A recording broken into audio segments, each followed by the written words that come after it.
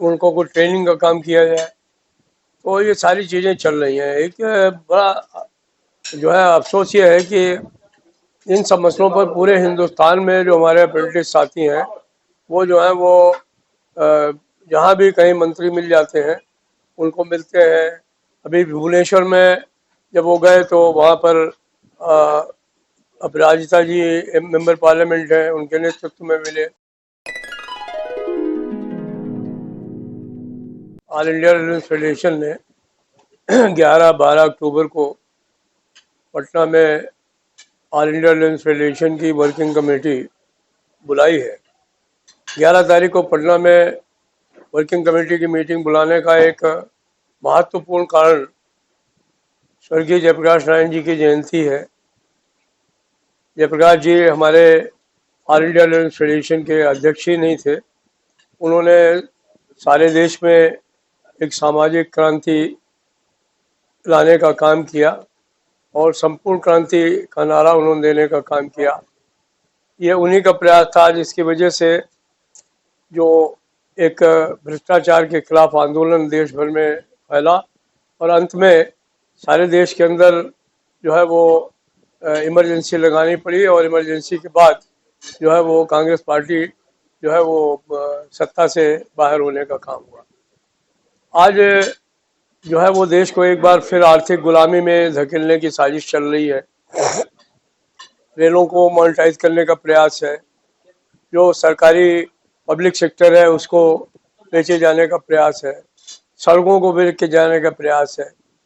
तो ये जो मोनेटाइजेशन का मामला है, मौद्रीकरण का मामला है, ये बहुत ज़बरदस्त तरीके से इस समय रेल कर्मचारियों में, उपभोक्ताओं में, देश की जनता में बहुत बड़े पैमाने पर लोगों के अंदर जो है वो आक्रोश पैदा करने का काम कर रहा है और लोग इस बात को लेकर के काफ़ी आंदोलित हैं।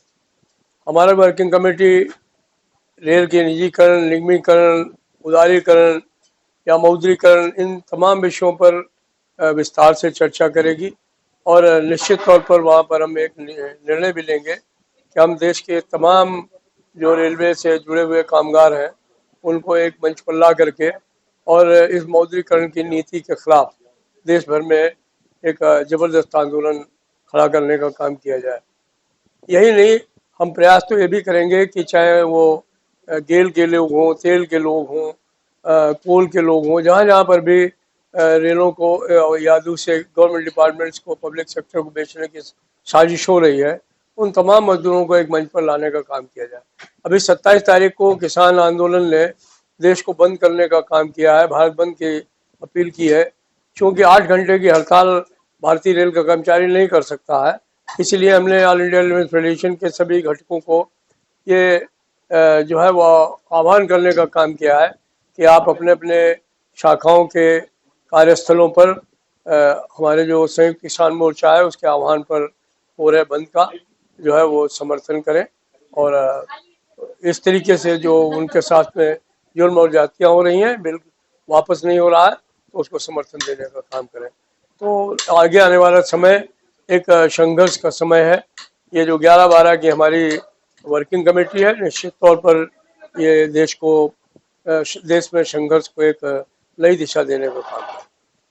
अपने साथियों के लिए पिछले सप्ताह में चेयरमैन रेलवे बोर्ड और AMHR से बात की थी।